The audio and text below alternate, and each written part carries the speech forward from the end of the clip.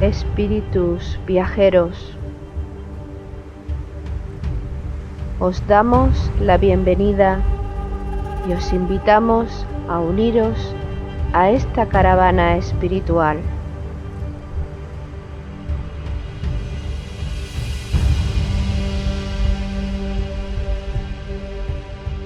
Recorreremos los áridos desiertos de nuestro egoísmo personal.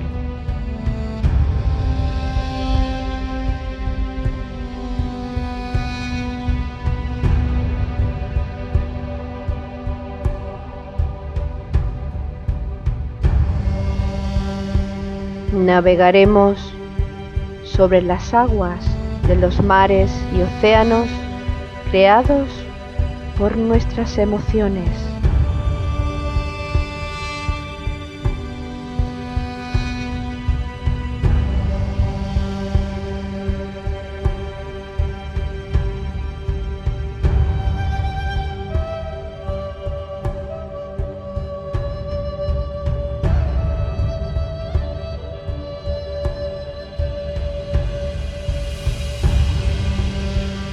Caminaremos por los fértiles valles de nuestro despertar espiritual.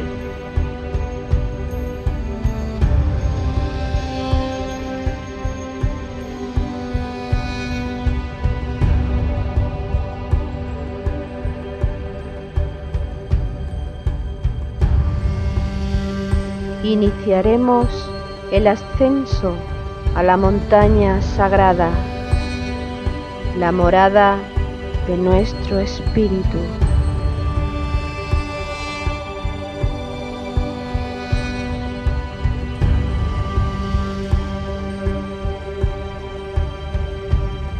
Espíritu viajero, si sientes la llamada de tu corazón deseoso, únete a nuestra caravana hacia Shambhala con alegría y gozo.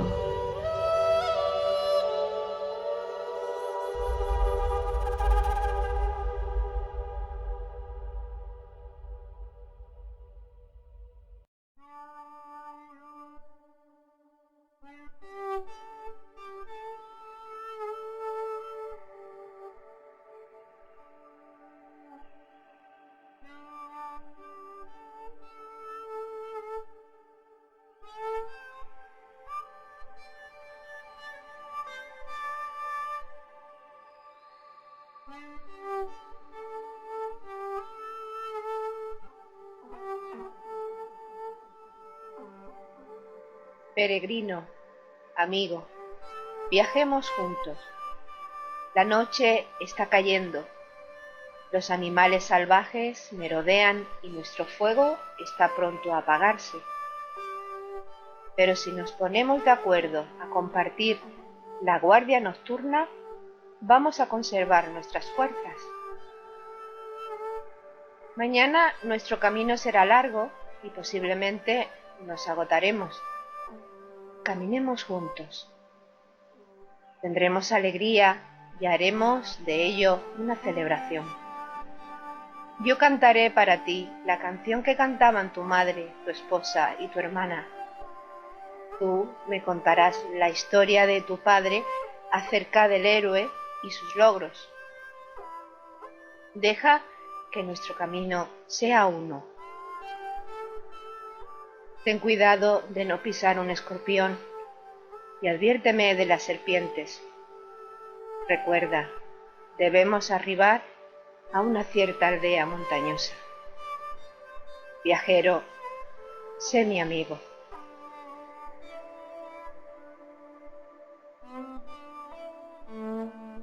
Con la introducción del libro Comunidad de la Nueva Era, escrito por Elena Roerich, iniciamos el 28 de enero del año 2016 la singladura de nuestra caravana espiritual hacia Shambhala. Agradecemos con el corazón a todas las almas peregrinas que nos acompañáis vuestra participación, ya que sin vosotros esta expedición hacia los secretos del supramundo no sería posible. Organizan la caravana Loli Bermúdez y Paco Ortiz. Nos envuelven y relajan durante la marcha las bellas armonías musicales compuestas por Jesús Aragón y Juan Carlos García, a quienes agradecemos su desinteresada colaboración. Agradecemos el esfuerzo y compromiso demostrado desde la primera jornada por Ana Castro y Jesús Jurado, sin cuyas aportaciones la caravana no habría iniciado su andadura. Ana, Jesús, buenos días, buen amanecer y una alegría que sigáis participando con nosotros. Buenos días, queridos. Buenos días y un nuevo amanecer en la conciencia del diario vivir. Pues sí, os saludo y saludamos a todos los que se incorporen a esta caravana y esperemos que sea una andadura profunda y ágil. La andadura de la caravana, pues efectivamente es nuestro deseo que sea profunda y ágil. Pero en el día de hoy nuestro campamento no se moverá de su actual ubicación. Vamos a permanecer con nuestras tiendas desplegadas, conversando en torno a un fuego caluroso, en esta jornada número 12, en la que pretenderemos realizar una síntesis de la ruta recorrida hasta el momento. Y el texto que hemos elegido, que fue el que se leyó en primer lugar cuando la caravana inició su andadura, creemos que sintetiza todo lo que un viaje espiritual, sobre todo hacia las elevadas alturas, hacia Shambhala, requiere.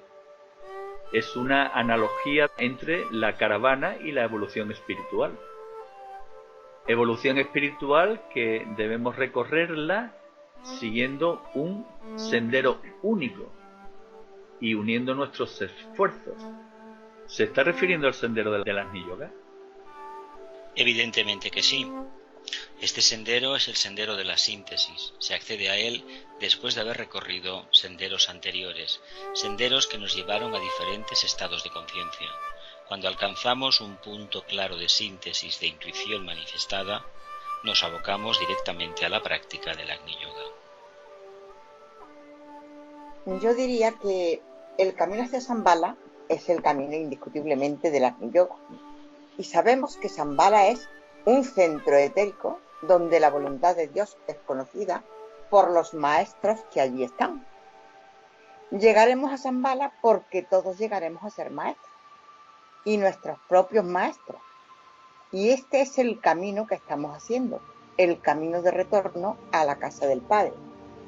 Pero como bien ha dicho Jesús, el sendero hacia el Agni Yoga, o ya el sendero del Agni Yoga que nos conduce directamente a la casa del Padre, previo a este sendero, que es el yoga del fuego, el yoga del espíritu, que es fuego precisamente porque destruye lo caduco y construye lo bueno, lo bello y lo verdadero.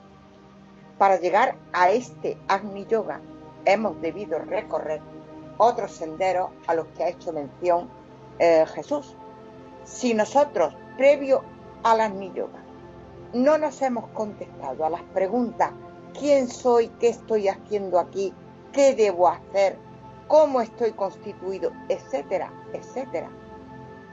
Y habiendo pasado por distintas etapas, distintos yogas, el último de ellos, el Raja Yoga, que es el yoga de la mente, si no hemos desarrollado la mente y la hemos explotado, lo cual nos permite que podamos darnos respuesta desde nuestra mente concreta a todos los discernimientos y discriminación y reflexiones que hagamos de cualquier tema, si no hemos hecho este desarrollo, difícilmente vamos a llegar al Agni Yoga.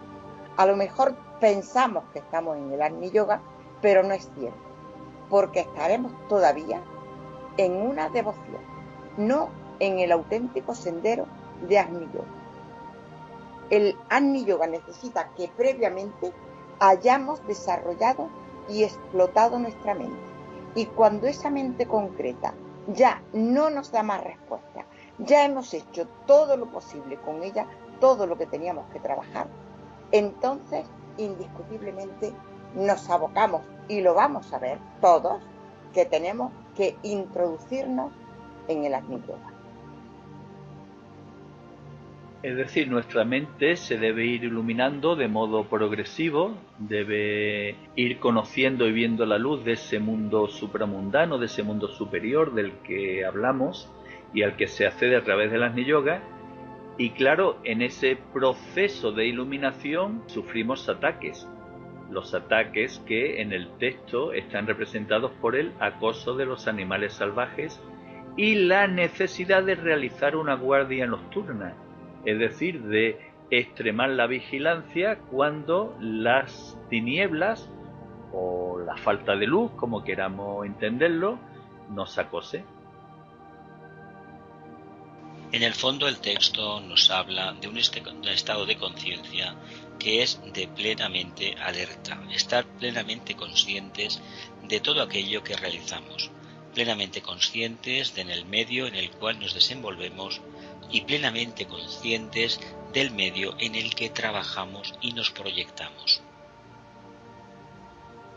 Yo diría que el Agni Yoga, el verdadero Agni Yoga, es un estado de meditación constante.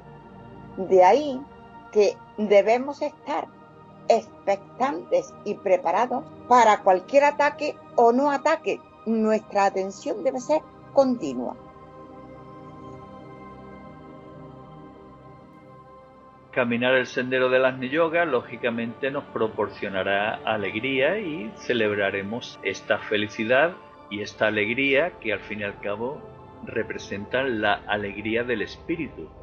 Y una forma de celebrarla es cantando. Precisamente las personas alegres cantan. Y aquí el texto establece dos distinciones en cuanto a las canciones. Unas canciones que son aquellas que cantaban la madre, la esposa y la hermana. Parece hacer una referencia a ese aspecto femenino que constituye el germen de vida y el baluarte del amor. Evidentemente, cuando se refiere a las canciones que cantaban tu madre, tu esposa y tu hermana, como bien expones, es la parte femenina. Será todo aquel tema como la poesía, la literatura, todos aquellos temas que tocados con afecto, con cariño, con amor, con ilusión, con bondad, resultan sumamente atrayentes para el ser humano. Y el arquetipo de valor que manifiesta para el padre es el de un héroe, de un líder, de alguien que consigue los logros esforzándose continuamente.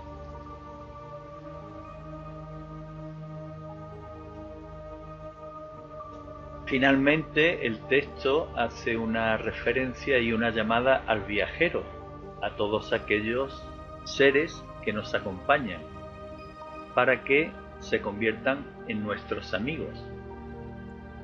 Parece hacer una llamada a la reflexión de que, puesto que el sendero único y final para acceder a la casa del Padre es el sendero del fuego, el sendero del corazón, el sendero del Agni Yoga, precisamente siguiendo este sendero todos debemos ser amigos, es decir, no deben existir rivalidades espirituales que precedan, o sea, que continúen prorrogando los errores que se han producido a lo largo de la historia de la humanidad con todas las rivalidades religiosas. Es que en realidad el sendero del Agni Yoga es el sendero de la síntesis. Se espera pues que todos aquellos que plenamente lo recorren hayan eliminado de sí todo aspecto separativo, es decir, una conciencia que solamente expresa lo superior, porque lo inferior ha sido completamente incorporado y por supuesto transmutado. Yo creo que aquí las diferencias podrían estar en eso que he mencionado antes, de que podamos incorporarnos al Agni Yoga sin previamente haber recorrido el camino necesario y en concreto el desarrollo completo de nuestra mente concreta. Porque esa mente concreta tiene que estar preparada para, al llegar al conocimiento directo, que es lo que vamos a conseguir mediante el Agni Yoga, haya un equipo que pueda expresar esa sabiduría que la mente concreta es imposible que llegue a ella. Pero debe estar preparado ese equipo para poder ser expresado.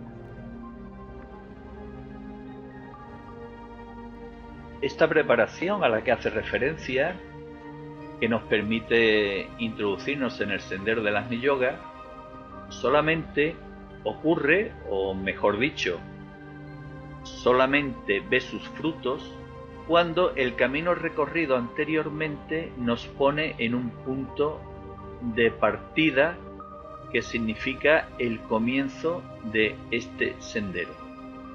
Y este punto de partida y todo su desarrollo está perfectamente expresado en los aforismos de Hojas del Jardín del Moria, que, insistimos una vez más, constituyen la piedra angular de la enseñanza de la ética de la vida, de la ética viva. Y leyendo estos aforismos vamos a introducirnos en estos conceptos fundamentales. El primer concepto fundamental es aquel al que llega el hombre cuando de alguna forma trasciende su pensamiento.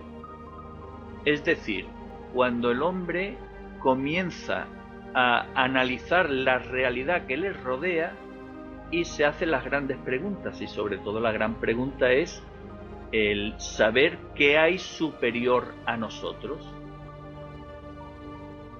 A lo largo de la historia, a esta pregunta le ha dado respuesta mediante las diferentes deidades que los pueblos han adorado a lo largo del tiempo. Pero en Hojas del Jardín del Moria, aforismo 1, leemos lo siguiente: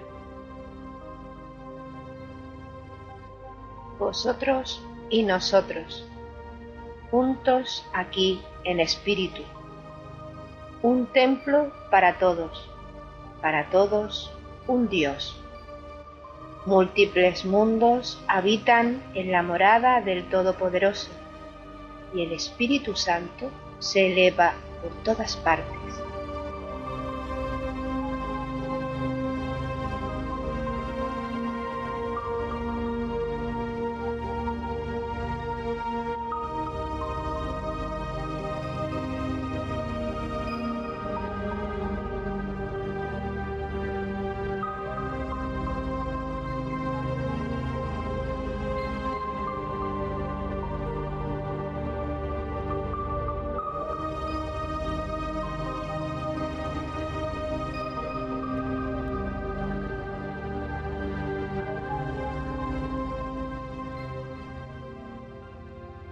Un templo para todos un Dios, y el Espíritu Santo se eleva por todas partes. La unidad que se manifiesta y que todavía no llegamos a comprender en muchas ocasiones, y por eso hacemos tantas divisiones. Pero es porque nuestro nivel de conciencia no nos permite que captemos la realidad de que somos uno y que Dios está con todos nosotros. Y todos somos Él.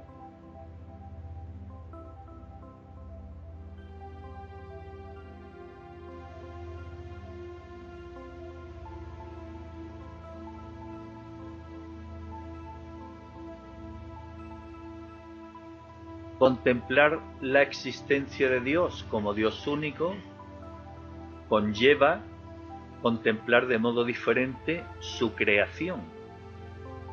Aforismo 320.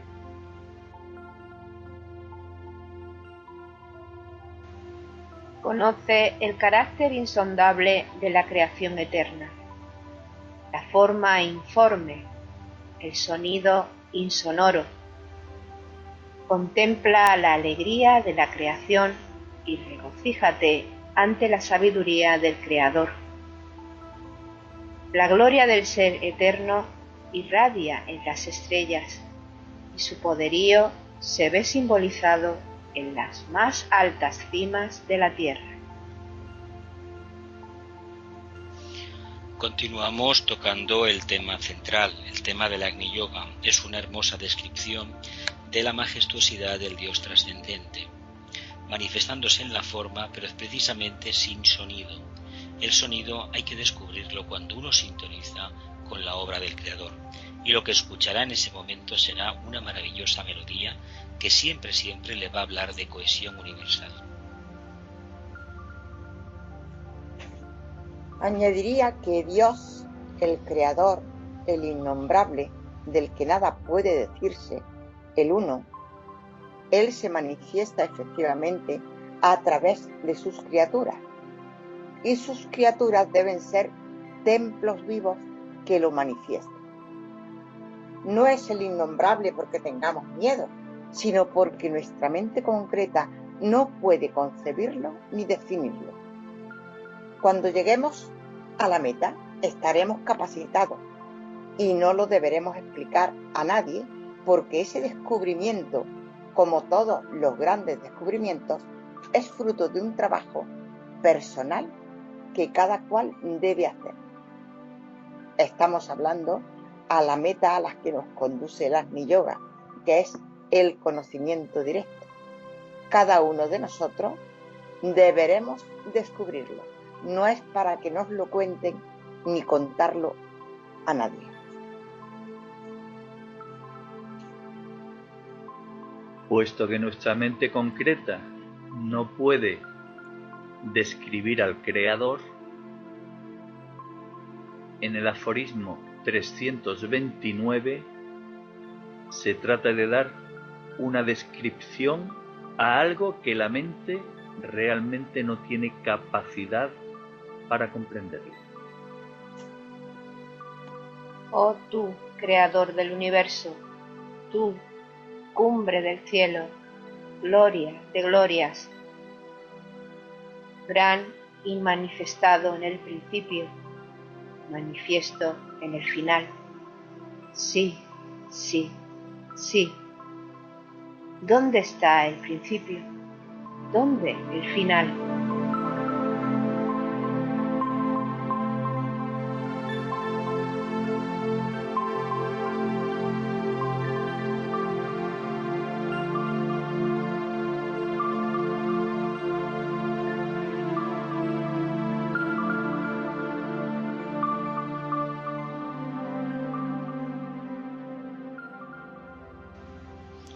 Aquí tenemos nuevamente otra descripción del término Agni Yoga. Cuando se alcanza ese estado manifiesto de contacto con el plano búdico, lo que en el plano de la forma parece finito o infinito, resulta que en este plano simplemente existe. Los calificativos de antes o después, principio o fin, se los ponemos con nuestra mente concreta.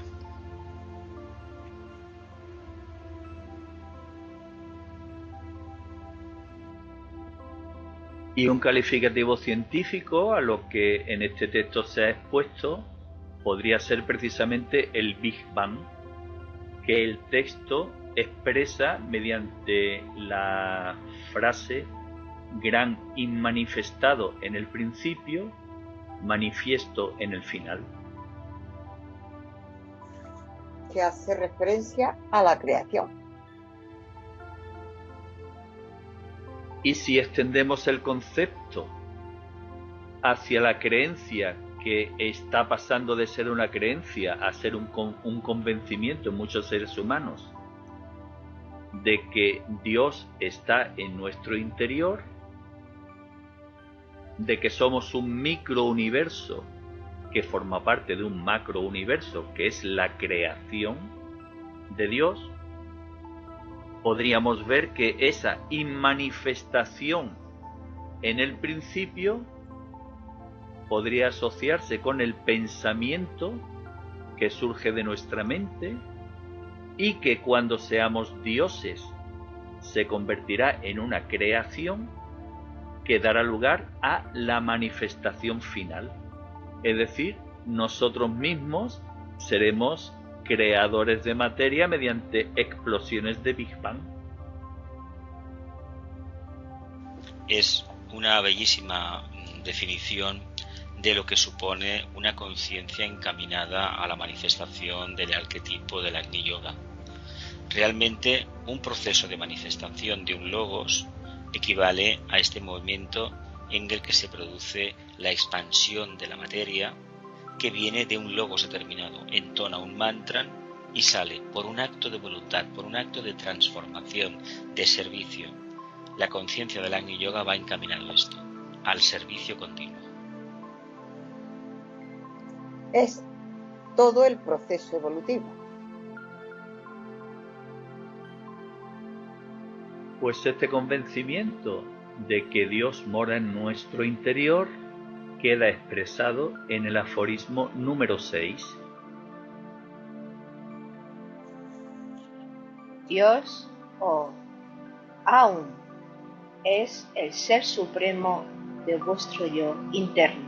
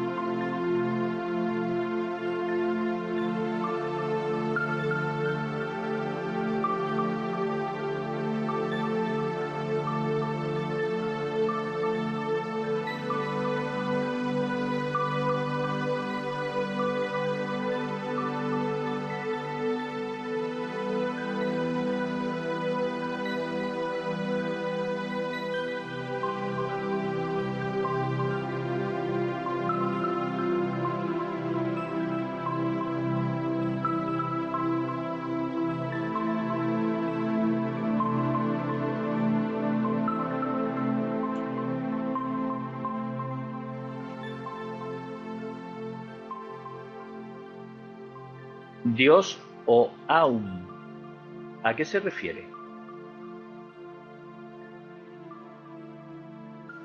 Básicamente se refiere a la expresión de lo manifestado.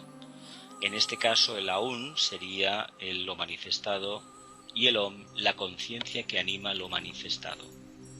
Son dos puntos de vista basados en la actitud del observador, pero en el fondo nos está hablando de la misma realidad de conciencia.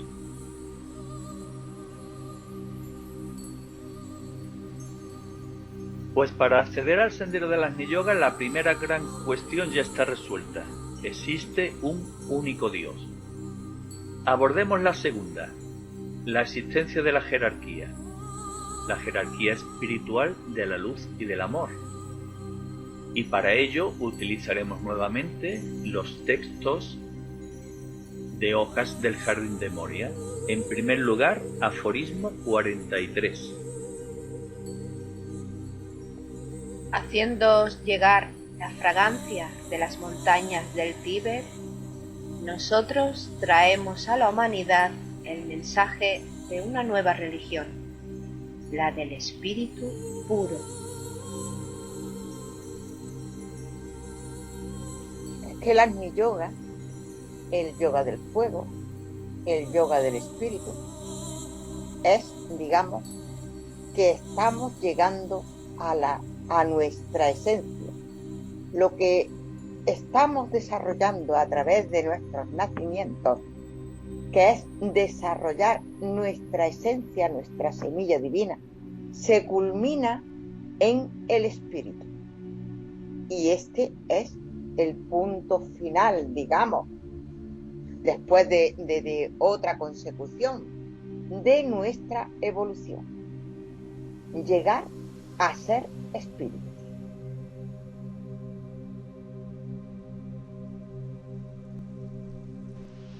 De hecho, es presentar el camino con una comprensión muy elevada. El Agni Yoga es el instrumento ideal para comprender el comienzo, los inicios y muy especialmente la fase en la que actualmente nos encontramos.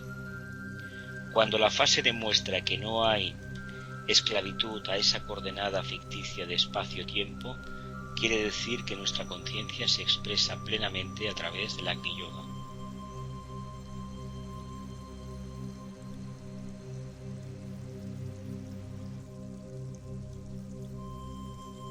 A este Agni Yoga hemos llegado o accedido los seres humanos tras múltiples centenas, milenios, en los que el hombre ha recibido de los mundos superiores las palabras de verdad, las enseñanzas espirituales. Sin embargo, el Agni Yoga solamente es accesible a quienes pueden comprenderlo. Esto que acabo de explicar queda narrado y expresado en el aforismo 145.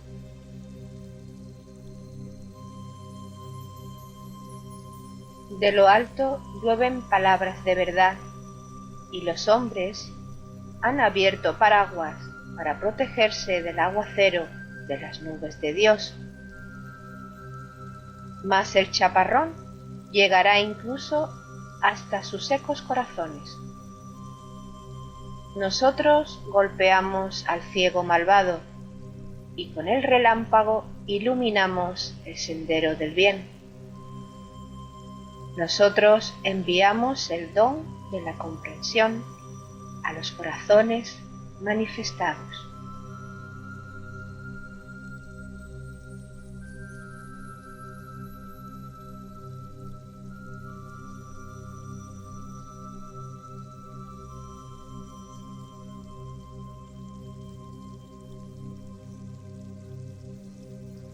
Qué bella expresión el aguacero de las nubes de Dios. Es la continua emanación de vida. No olvidemos que la lluvia es vida en el planeta Tierra. No olvidemos nunca que a través del vehículo emocional de las emociones, los humanos empezamos a conocer eso que denominamos cualidad o simplemente amor. Por lo tanto, estos aguaceros divinos fomentan la vida, la desarrollan y la preparan para cumplir el arquetipo de la vivencia del Agni Yoga.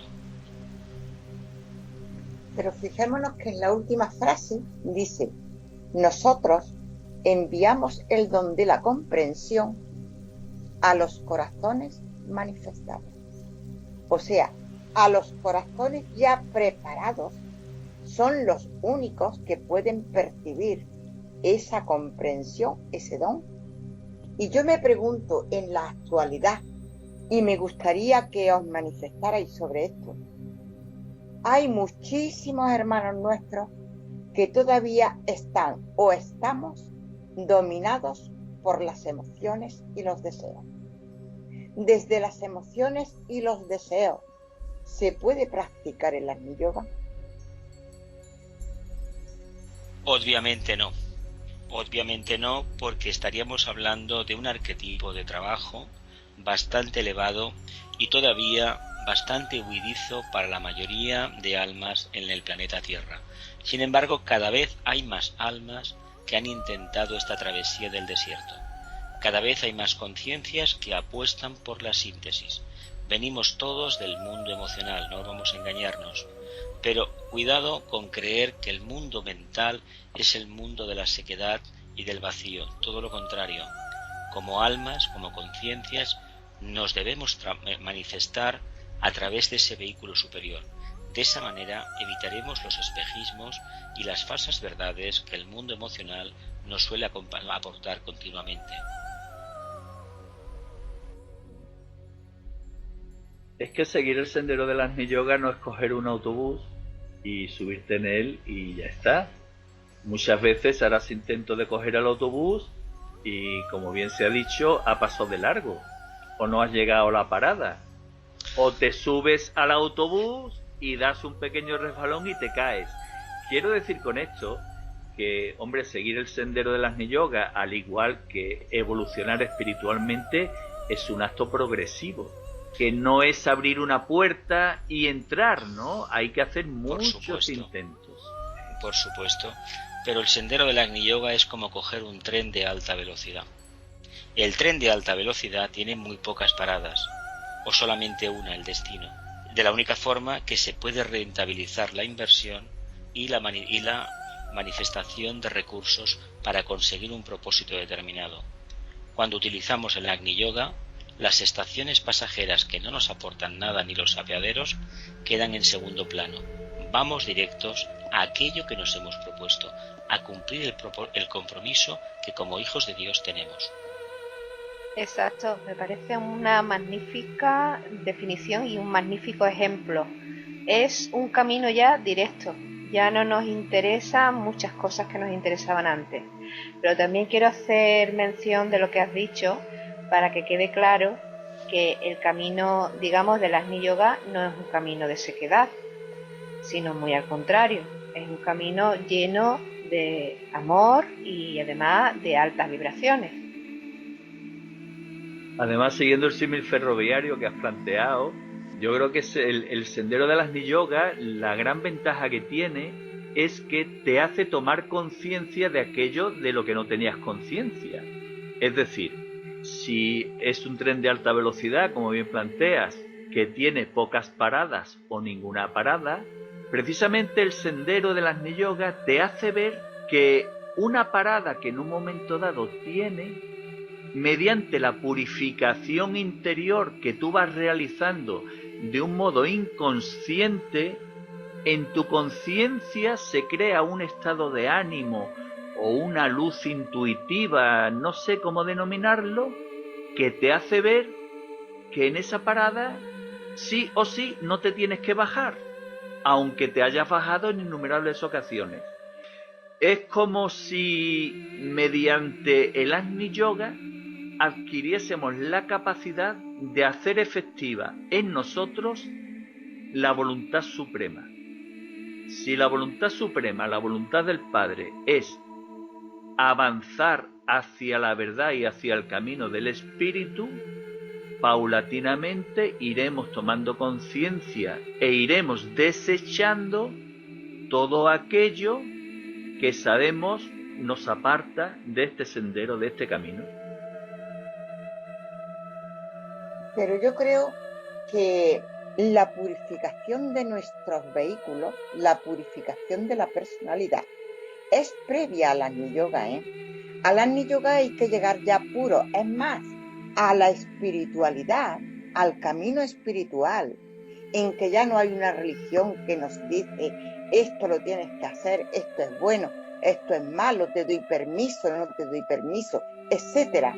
En espiritualidad, que ya somos nosotros los que nos guiamos a nosotros mismos. Deberíamos llegar a la espiritualidad ya con esas virtudes adquiridas.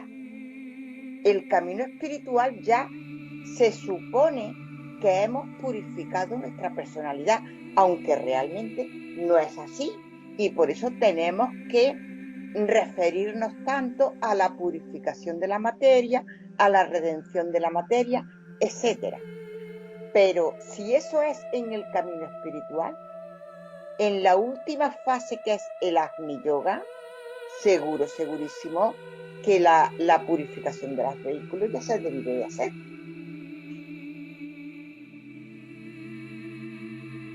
Yo discrepo levemente contigo en el sentido de que la purificación es progresiva.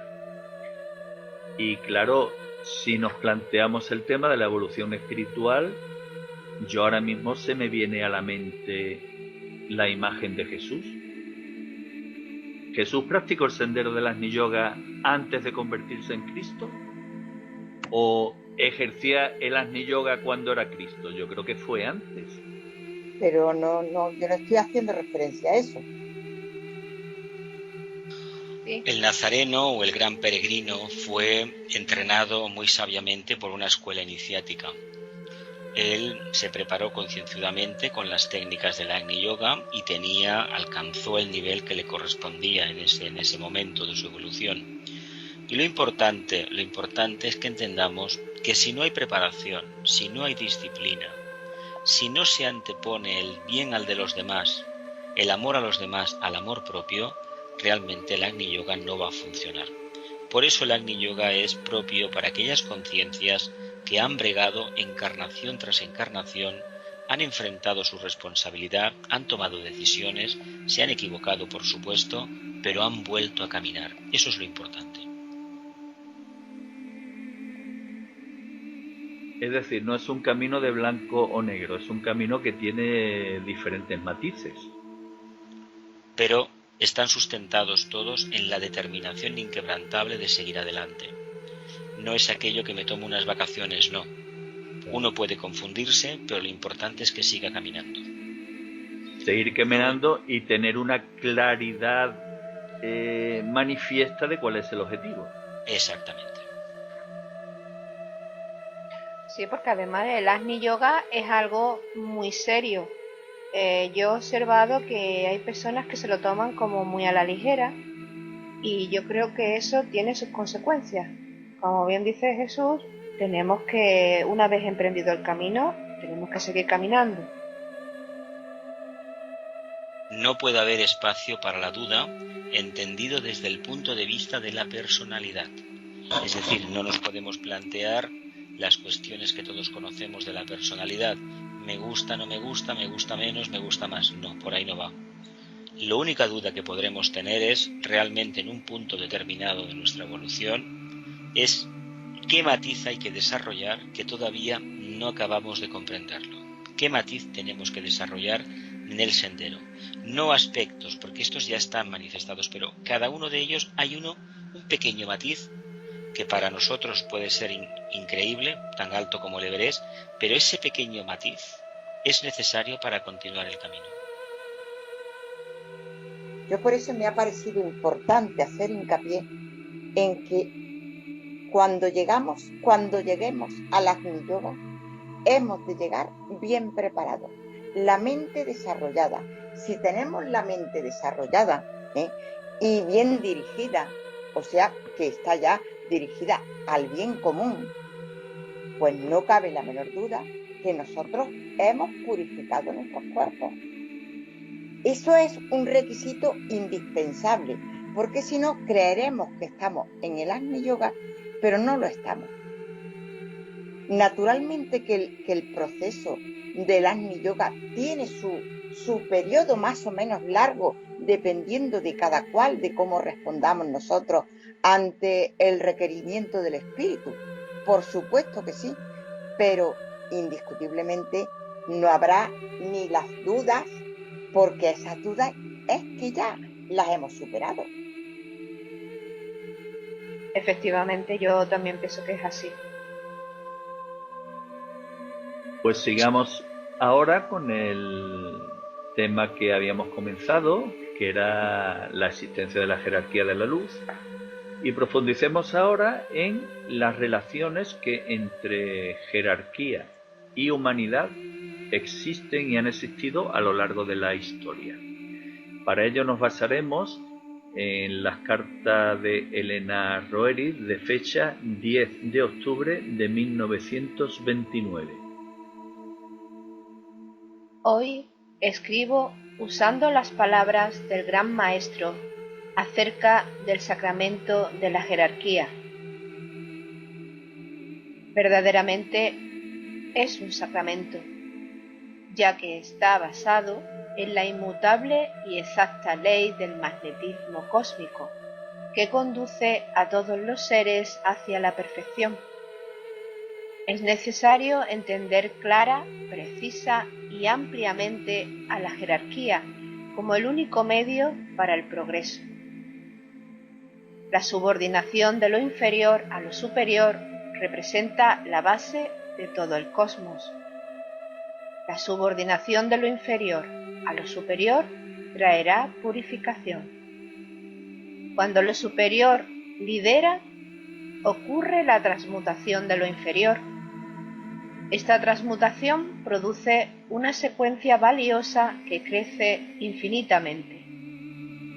Por transmutación queremos decir la subordinación de lo inferior a lo superior, y queremos confirmar la conciencia de la humanidad en el proceso del progreso infinito.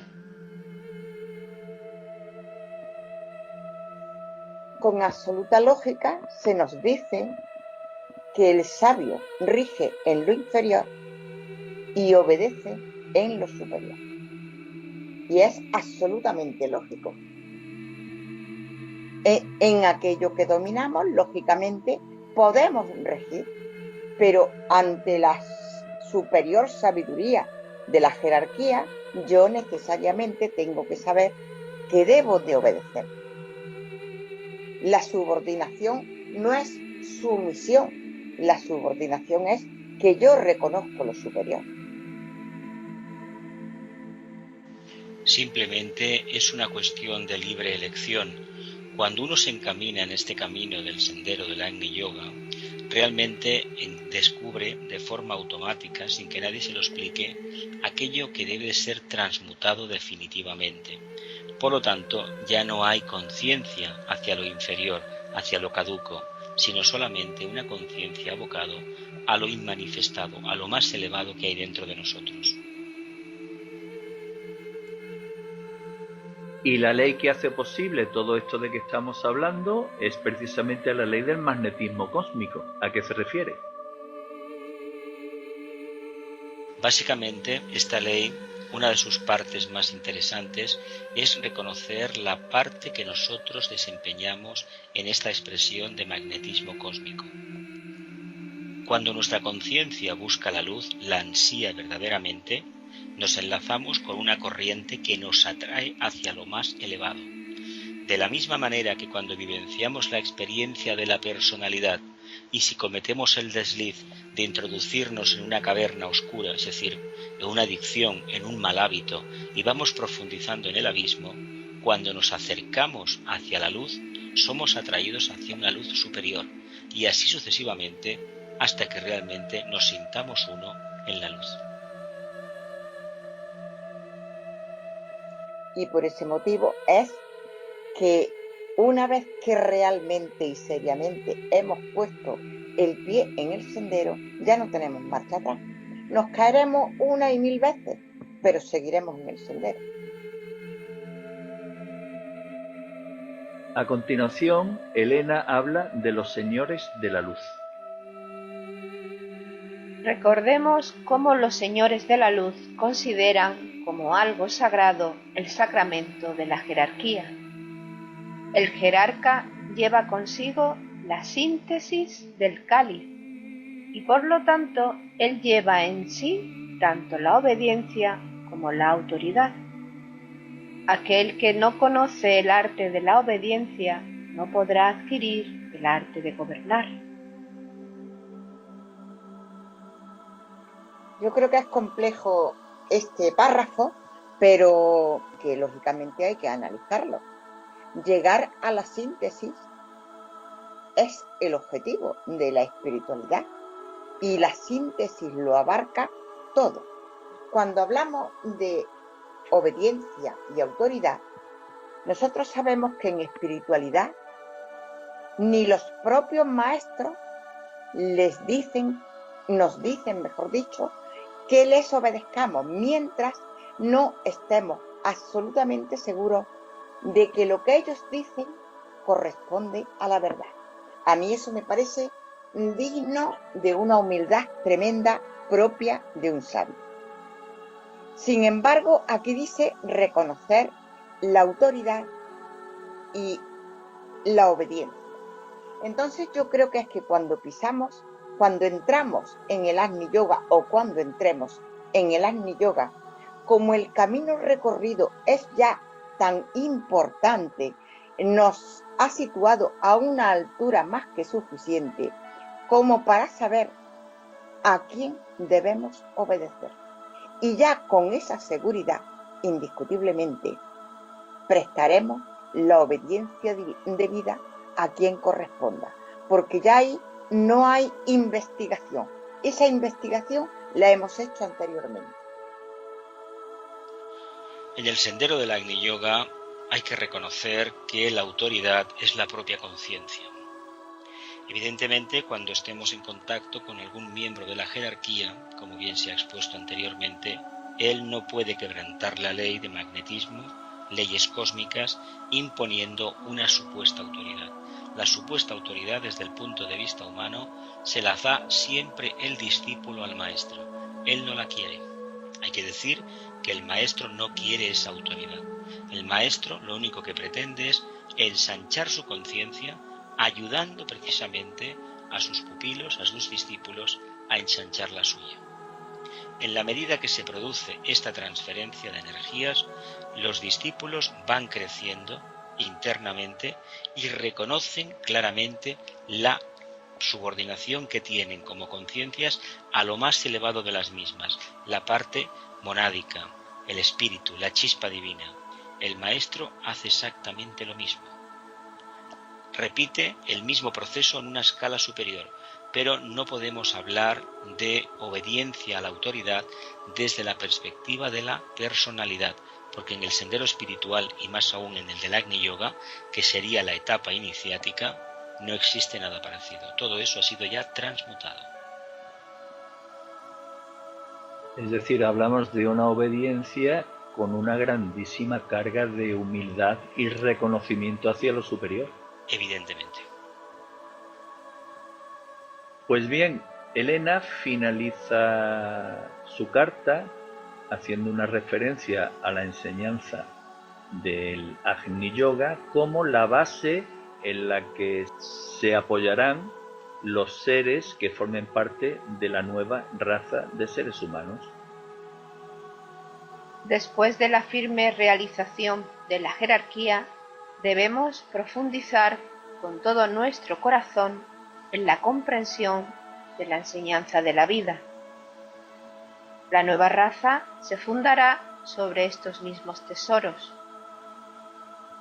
Todos los seres son atraídos hacia la luz.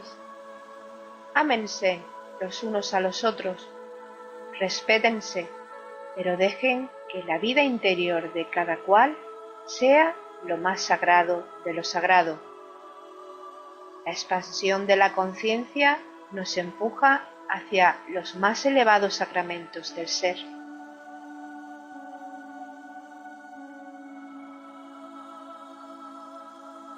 Muy bello fragmento que nos habla del gran respeto que debemos tener a la vida interior de cada uno de nosotros.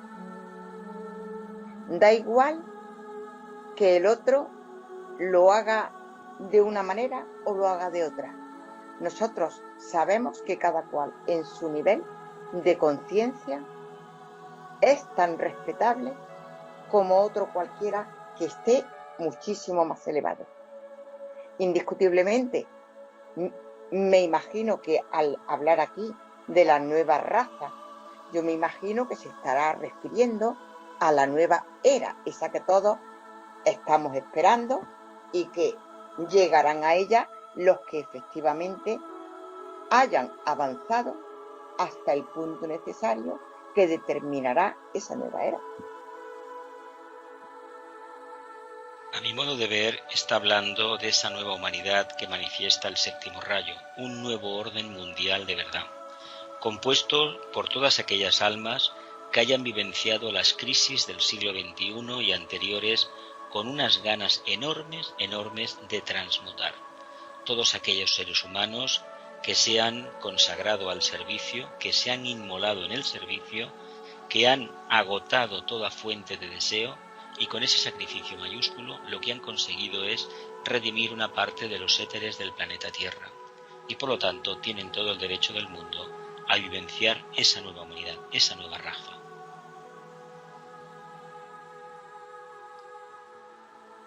Llevamos tiempo y parte de la jornada hablando de reencarnación y no la hemos mencionado ni siquiera la palabra, pero claro, estamos hablando de nueva raza de seres humanos, a la que formaremos parte o no quienes estamos hablando actualmente y quienes nos están escuchando.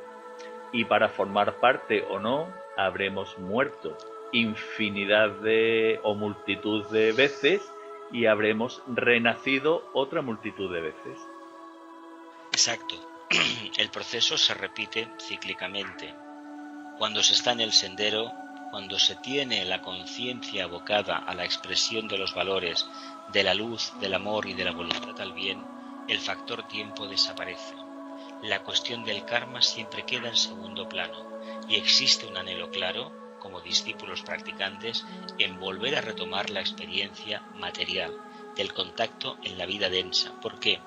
porque ayudamos a nuestros hermanos a continuar su camino. Por lo tanto, emulamos el trabajo que realiza la jerarquía en una octava muy superior. Y podríamos completar esta parte de la jerarquía diciendo que se nos habla de la jerarquía, de los maestros que conocen el propósito divino, el plan de Dios, que están en el centro de Shambhala y Cristo al frente, y que están ayudando a la humanidad y necesitan que la humanidad preste su servicio. Porque ni Cristo vendrá, ni el plan de Dios se cumplirá mientras el hombre no haga su trabajo. No podemos pedir milagros, ni invocar cosas personales. Tenemos que invocar fuerzas para poder prestar nuestro servicio. Somos las manos de la jerarquía. No estamos aquí de adorno. Se nos dice, sed perfectos como vuestro Padre Celestial es perfecto. Y este es el camino, alcanzar la perfección. Y no nos valen las excusas que empleamos. Es que el mundo está muy mal, es que hay mucha maldad, es que no se hacen bien las cosas, etcétera, etcétera. Todo esto puede ser cierto, pero no estamos aquí para criticarlo, sino para hacer nuestra parte del trabajo único. Y debemos dar un buen testimonio y estaremos ayudando a cambiar al mundo y estaremos colaborando con la jerarquía y preparando los caminos para que Cristo retorne a la tierra y para que el plan de Dios se cumpla. Pues para colaborar con la jerarquía, como bien explicas, precisamente la jerarquía ha sido la encargada a lo largo de miles de años de transmitir esa gran verdad de que el hombre muere y reencarna de un modo continuo, tal y como hemos hecho mención hace pocos minutos. Esto queda expresado, este concepto, nuevamente en Hojas del Jardín del Moria, aforismo 334. Ciertamente, la vida no es una tumba donde se tiembla ante la justicia de un juez desconocido. Nosotros decimos que el hombre está naciendo eternamente, y en particular en el momento de la llamada muerte. Los servidores de las religiones distorsionadas incitan a sus pupilos a la compra de plazas en el cementerio. La actitud hacia la muerte es un indicador muy importante del carácter de la enseñanza, porque en ella está contenida la comprensión de la reencarnación.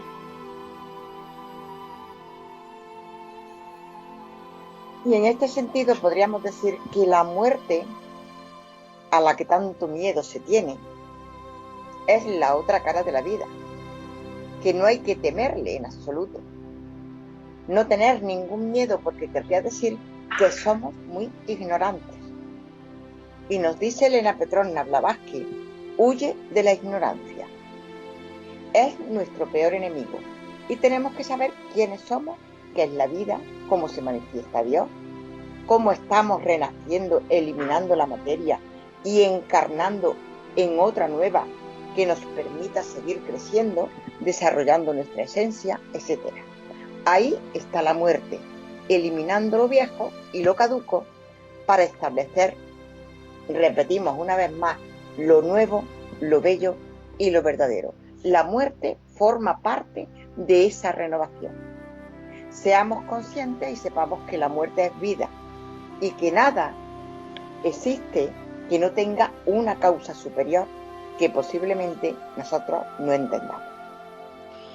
Viene bien a colación esta argumentación porque en realidad, como bien explica este aforismo 334, las grandes religiones se han encargado de vender plazas en el cementerio, es decir, vender algo que está completamente muerto.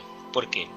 No se pueden vender las creencias, no se puede realmente fomentar en los prosélitos, en los pupilos, un espíritu de servicio, porque en realidad el que lo haga, si no lo dispone, no lo manifiesta, realmente los está conduciendo hacia una tumba.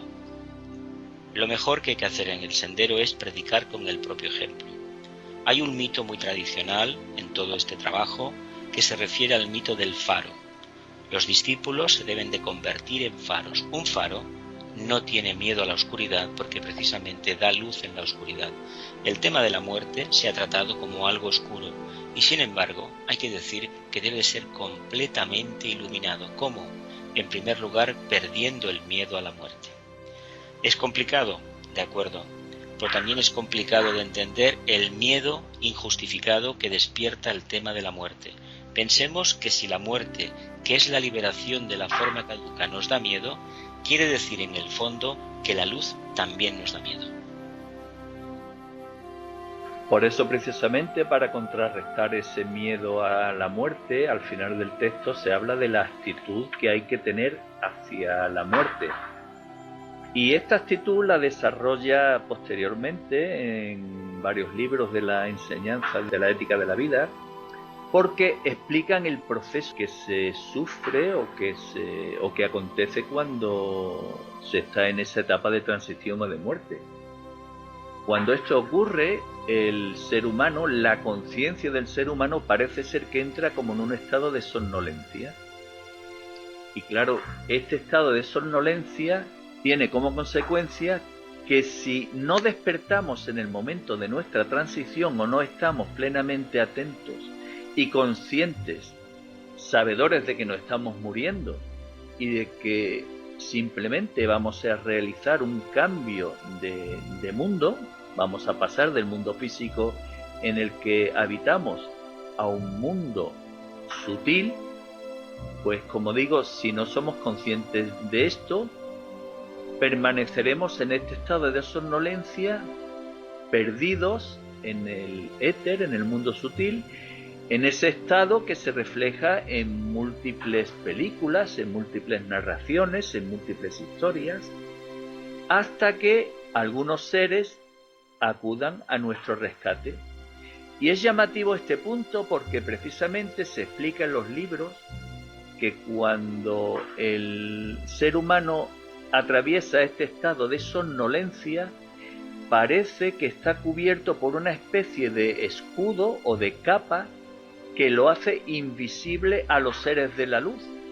Y entonces los miembros de la jerarquía espiritual y todos aquellos seres que trabajan para rescatar a los seres humanos que realizan la transición no pueden verlos.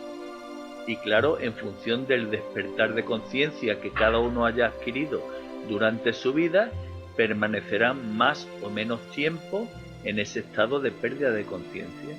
Es fundamental la actitud que debemos tener hacia la muerte. Pero yo creo que esa actitud precisamente es fruto de nuestro crecimiento espiritual. Claro. Por eso el conocimiento de la reencarnación constituye el tercer pilar del Agni Yoga. Una persona que no crea en la reencarnación difícilmente va a dar capacidad a pensamientos abstractos, puesto que no ve más allá de lo que sus ojos físicos le permiten ver. Por eso hay que explicar que el Agni Yoga es una sucesión de pasos que empiezan por los simples anhelos de todo ser humano de ser mejor persona, de creer en algo incognoscible, algo que no se sabe muy bien qué es, que puede ser la divinidad, puede ser el logos, pero que poco a poco, a través de la continua superación, va entendiendo que la vida tiene una razón de ser y que generalmente estamos respondiendo a unas causas en el día a día que en esta encarnación no hemos generado. Por lo tanto, de forma automática aparece la comprensión del proceso de la metempsicosis o la reencarnación. Pero si enseñamos a la gente a creer en la reencarnación, no vamos a conseguir que las almas transmuten y acepten realmente lo que es dejar la vestidura carnal y buscarse otra. Por eso las enseñanzas del Buda son muy certeras y las del maestro Moria también, en este sentido. Si vivimos el presente como nos enseña la Agni Yoga, plenamente conscientes, no generaremos causas para tener un karma negativo, para tener luego una siguiente encarnación llena de dificultades. Por lo tanto, pensemos por un momento que si llevamos una vida de plenas dificultades, Quiere decir que en esta encarnación y muy especialmente en la anterior hemos tenido actitudes erróneas, equivocadas, que ahora estamos deshaciendo los entuertos cometidos en la anterior vida. Por eso es importante dejar claro lo vital que es trabajar a nivel espiritual para perfeccionarse, porque es que estamos haciendo un trabajo de progreso en toda la humanidad y además cuando nos llegue el momento de la llamada muerte, porque si no somos conscientes allí, estamos perdiendo el tiempo, ¿no? Estamos dormidos hasta que volvamos otra vez a reencarnarnos. Entonces, también es erróneo lo que dicen descanse en paz. Yo creo que seguimos trabajando donde vayamos. Es la comprensión que curiosamente incluso las religiones organizadas tienen de lo que es la muerte. Sí es verdad que tampoco tenemos demasiadas referencias claras de lo que es el proceso. Pero pensemos por un momento que nada del miedo que se nos ha transmitido puede tener base alguna. Es una experiencia maravillosa, si se puede vivir plenamente consciente, que eso es un privilegio, no siempre sucede, de ver cómo te vas desprendiendo de todo aquello que realmente ya no vale. Pero es que si establecemos una analogía, un parangón, una relación con el día a día, veremos que nos cambiamos de ropa, que la tiramos porque ya no nos gusta, ya no nos sirve, Exacto. y poco a poco nos vamos desprendiendo, pues como almas nos desprendemos de lo que a nosotros como seres humanos, a veces digo supuestamente encarnados porque no somos plenamente conscientes del potencial del alma, nosotros nos aferramos a la forma porque creemos que es la única cosa que tenemos, y es mentira. Es necesaria la forma para evolucionar en el planeta Tierra, porque tenemos el nivel que tenemos, necesitamos pasar por esa prueba. Pero por favor no nos quedemos en ello, aboquémonos a lo más elevado, y cuando llegue el momento de desprendernos del cuerpo físico, pues será una experiencia más, como el que se cambia de ropa. Si a fin de cuentas, ¿qué diferencia hay? ¿Cómo distinguimos a un policía, a un médico, a un juez, a un bombero? Por el uniforme, ¿verdad? Pues precisamente es el alma que va tomando diferentes envolturas y se presenta una vida con un aspecto y otra vida se manifiesta como otro. Pero en el fondo, quien realmente evoluciona es la conciencia, no la envoltura externa. Entonces cuando nos vamos al otro lado no descansamos en paz, sino que seguimos trabajando. Nunca hay descanso, nunca hay nada no hace para nada. Por eso a mí me hace mucha gracia cuando hay gente que dice que pide una encarnación, un estado post-mortem que no tenga que hacer absolutamente nada. Eso es un absoluto aburrimiento. Los seres humanos solamente aprendemos a base de meternos en los conflictos y mantener la actitud del equilibrio, de la armonía dentro de los conflictos, pero no dando la espalda a los conflictos, no nos olvidemos de esto. ¿Y allí la hora extraordinaria las pagan mejor que aquí o cómo va eso? No hay nada de eso. No. Todo lo relacionado con el factor tiempo no tiene sentido. Eso no ya se termina allí. Y además una cosa, no tenemos sexo. Por lo tanto, nada de las tribulaciones que tenemos en el plano físico, hombre o mujer, mujer o hombre, tenemos forma de satisfacerlas. Entendámoslo. Es una continua sublimación de la conciencia. Aquí no existe y por eso tenemos las diferencias, las diatribas, las luchas, los conflictos, etcétera, etcétera. En esos planos desaparece, pero cuidado, para que desaparezca realmente en nuestra conciencia, hemos de aprender muchas cosas de los errores cometidos utilizando mal esas energías en esta encarnación. Bueno, pues llegado a este punto en el que la caravana estableció las bases fundamentales del Agni Yoga, iniciamos una serie de etapas que yo no sé para vosotros, pero al menos para mí han sido las más gratificantes de todas. Las etapas en las que hemos comenzado a hablar de Jesús y de Cristo. Verdad. La verdad, valga la redundancia, es que se alcanzaron cotas muy profundas en el tema de la exposición del mito de Jesús Cristo y también del trabajo del Cristo y las mujeres. Es muy interesante en estos temas que no se suelen tocar con mucha asiduidad en los grupos esotéricos.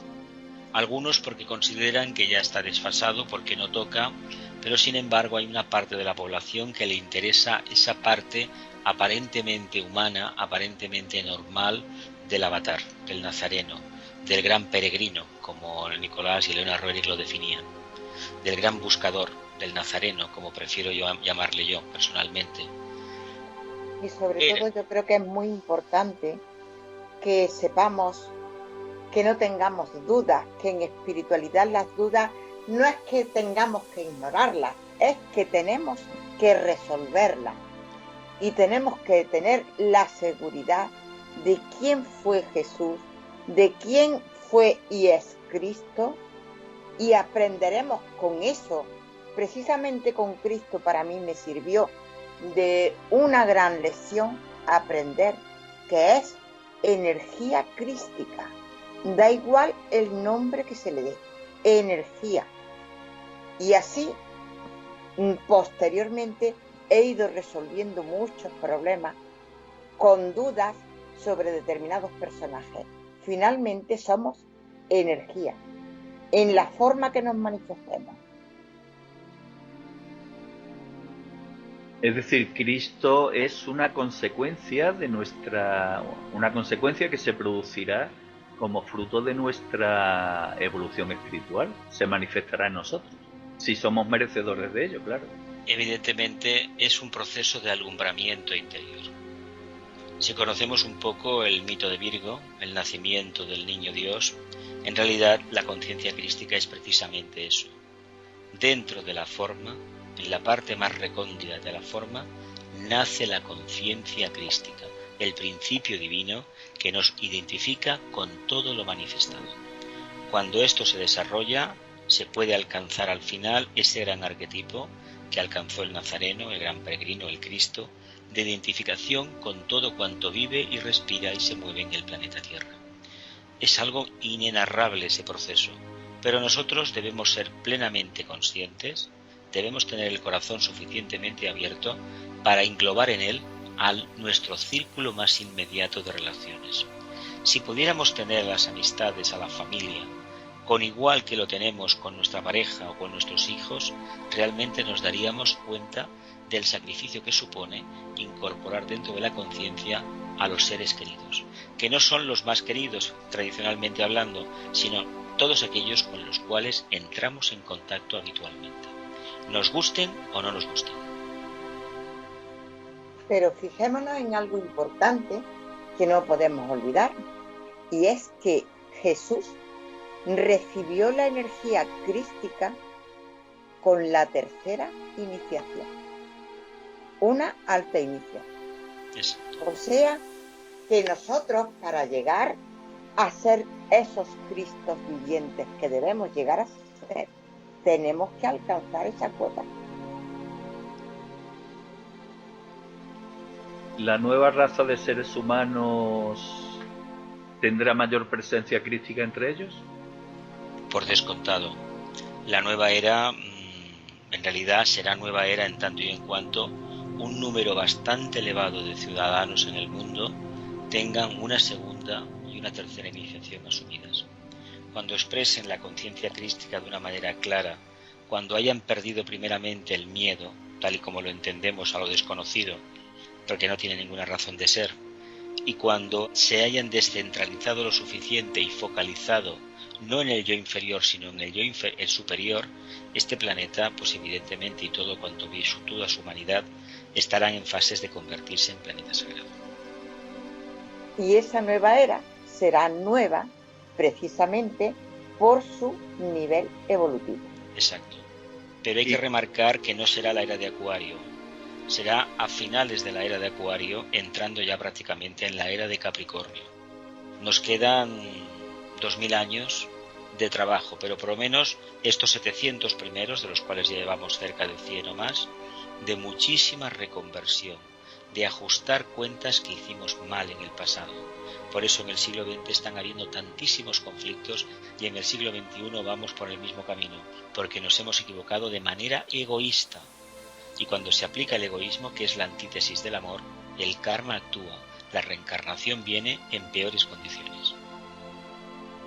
Pues sabe Dios de aquí a los 2000 años eso, la cantidad de veces que tendremos que venir y venir y venir. Las que sean suficientes y necesarias para cumplir el propósito divino. Me estáis deprimiendo, ¿eh?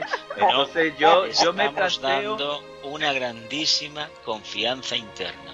Yo me planteo una pregunta, como ahora estamos en Navidad, entonces cuando lleguen esos casi 2000 y pico años de los que habla, la Navidad no se celebrará con villancicos, mantecao y polvorones, porque ¿no?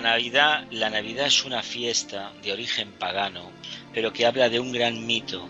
Y si los seres humanos entendiéramos definitivamente que Navidad es todos los días de nuestra vida y todas las horas de nuestra vida, dejaríamos de celebrar algo. En el momento que le concedemos un día a la Navidad y otro día a la Pasión de Cristo y otro día al no sé qué más, lo estamos cristalizando. Sí que es verdad que se ha utilizado porque tenemos una mente concreta y nos tenemos que motivar de un año, de un periodo de tiempo a otro. Es como decir que el 31 de diciembre acaba el año y el 1 de enero empieza el año. Hay que decir que el 31 de diciembre no acaba nada y el 1 de enero tampoco empieza nada, básicamente porque el sol está en la constelación de Capricornio y recibe esas energías.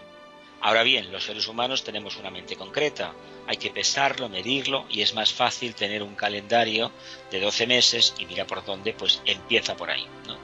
Está bien tenerlo, no vamos a criticarlo, pero que sepamos que desde el punto de vista de la conciencia ni empieza ni acaba nada.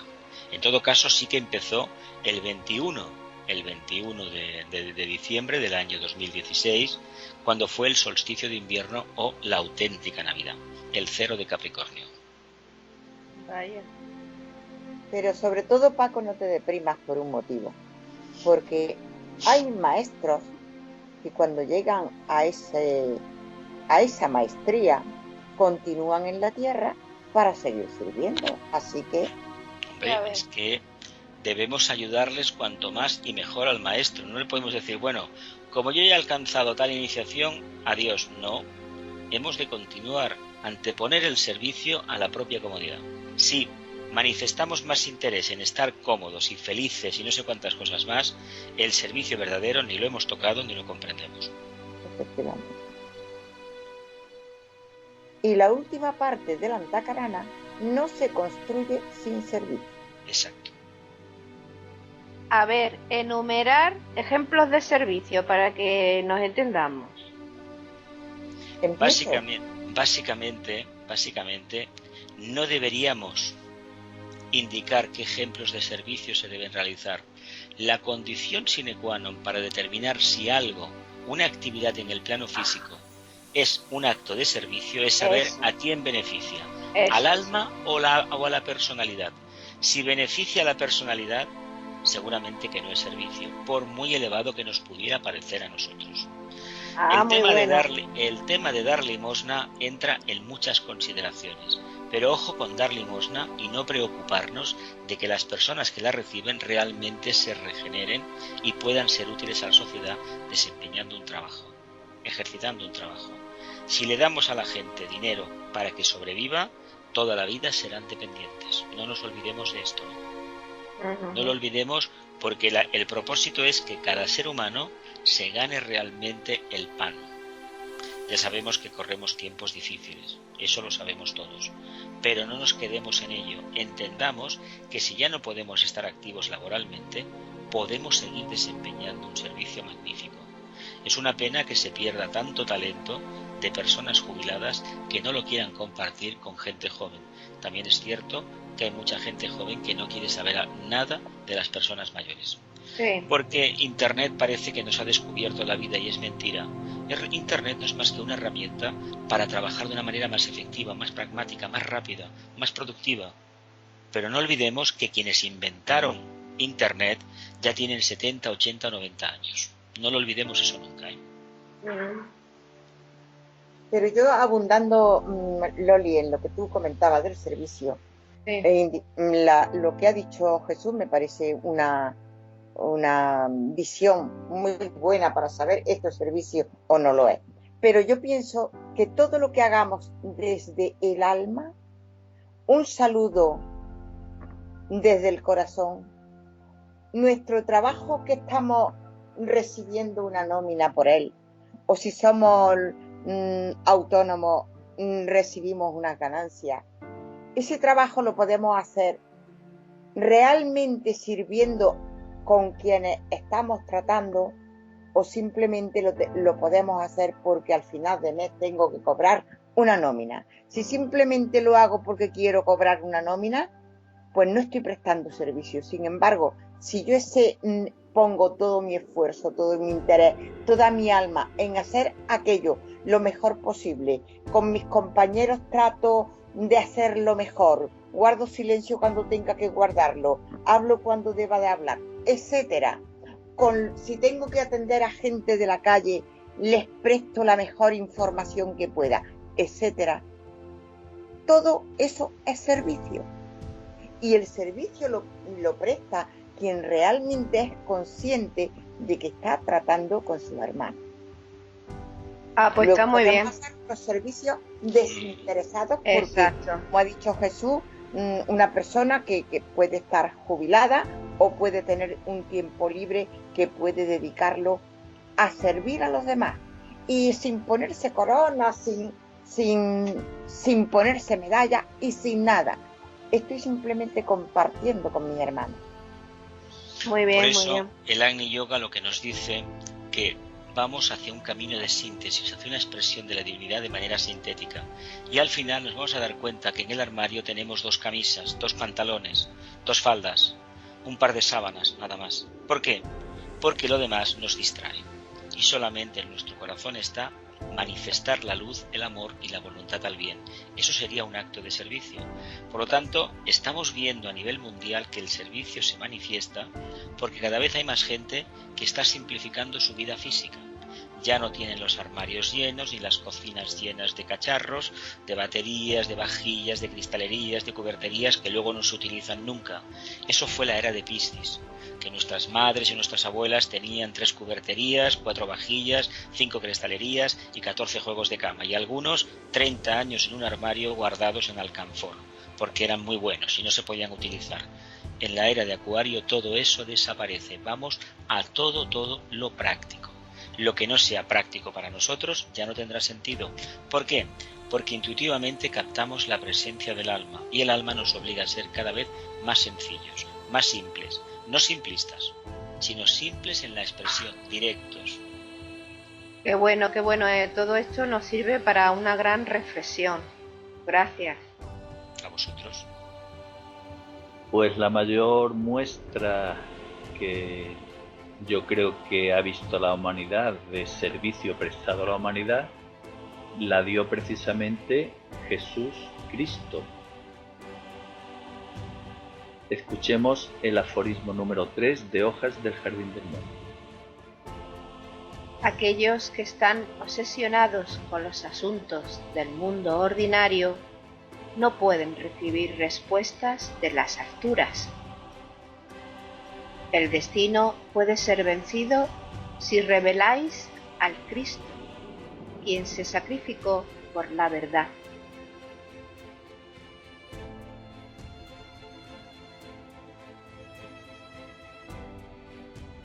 Cristo se sacrificó por la verdad y nos enseñó el camino del amor.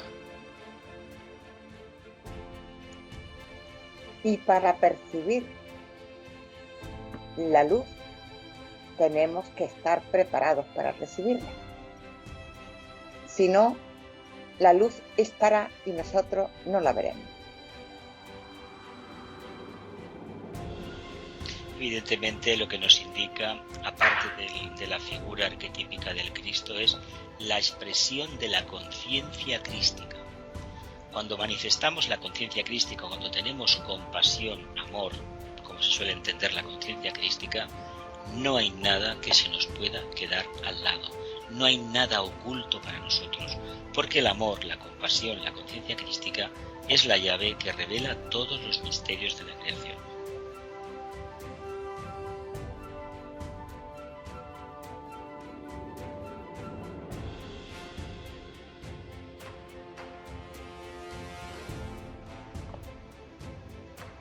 Queridos hermanos, ha llegado el momento de realizar la última reflexión.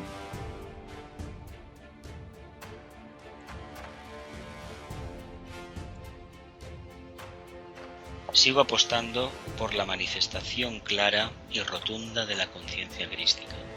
No la panacea, sino el remedio verdadero, la solución verdadera que va a quitar de raíz todos los problemas de la humanidad. No va a ser fácil de conseguir, pero cuantos más seres humanos apuesten por manifestar la conciencia crística, no ese Cristo almibarado que la historia nos ha presentado o que algunas personas profundamente emocionales manifiestan, no. Ese Cristo que reivindicaba la justicia. Y la justicia es ni más ni menos que cumplir con la ley del karma. Yo sigo apostando por el desarrollo de nuestra conciencia. Nosotros somos nuestra conciencia. Si esa alma, conciencia, como queramos llamarle, porque el alma es nuestra conciencia. Si no desarrollamos nuestra parte divina, nuestra esencia, nosotros no podemos manifestar a Cristo. El desarrollo de nuestra conciencia es trabajando cada cuerpo, el físico, el astral, el mental, purificándolos, de manera que no ni nos domine el físico, ni nos dominen los deseos, ni nos domine la mente egoísta. Cuando esa triple personalidad esté purificada, podrá expresar al alma y podrá llegar a manifestar la conciencia crística. Pues mi reflexión es un aforismo que me encanta, que es preciosísimo, de Hojas del Jardín de Moria, que es este: el Espíritu de Cristo alienta a través del desierto de la vida, como un manantial, se abre camino a través de las sólidas rocas. En el lácteo firmamento irradia en miriadas de luces y asciende por el tallo de cada flor.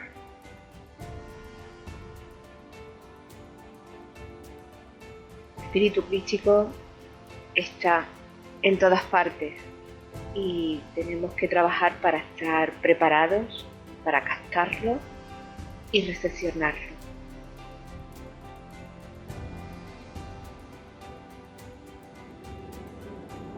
Para ser digno de manifestar a Cristo, debemos tomar conciencia de nuestras indignidades, pero con amor. Debemos reconocer nuestros defectos, nuestras pasiones, nuestros fallos y ejercer el sincero propósito de cambiarlos para posteriormente eliminarlos, puesto que quizás sea mejor ir pasito a pasito que no intentar descabalgar de golpe del caballo y romperte las piernas. Manifestar a Cristo en nosotros es un gran anhelo y además es el objetivo de nuestra alma. Profundicemos en las enseñanzas de Cristo, analicémoslas con mentes abiertas, reconozcamos desde el corazón lo que Él realmente quería enseñarnos y comprendamos sinceramente que Él realmente se sacrificó por la verdad, para que la verdad fuese manifestada por cada uno de sus discípulos.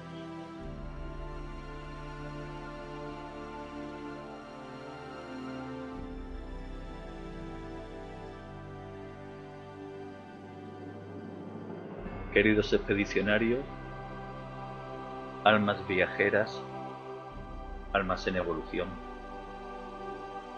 el Mahatma Moria, instructor de Nicolás y de Elena Roerich, transmite en el aforismo 123 de Hojas del Jardín del Moria a todos aquellos que deseen recibir su mensaje cómo entre el Creador y la humanidad existe una relación jerárquica,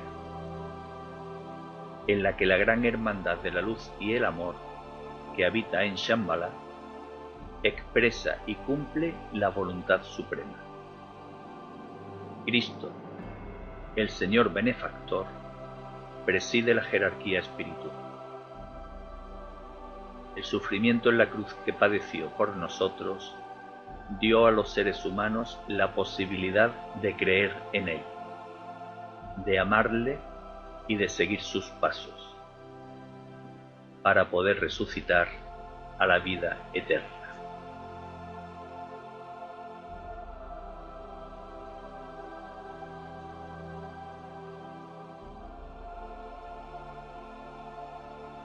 El universo entero es el cuerpo del Todopoderoso y nosotros expresamos el mandamiento de las más altas manifestaciones de la voluntad suprema. El servidor sirve al Señor benefactor.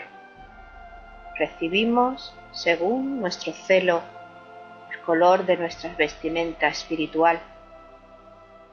Busquemos lo más bello para la fiesta de la luz. Oh tú, el benefactor, oh tú que sufriste en la cruz, tú atestiguarás el fuego de nuestra resurrección allá, a los pies de la escalera que conduce al templo de la divina gloria.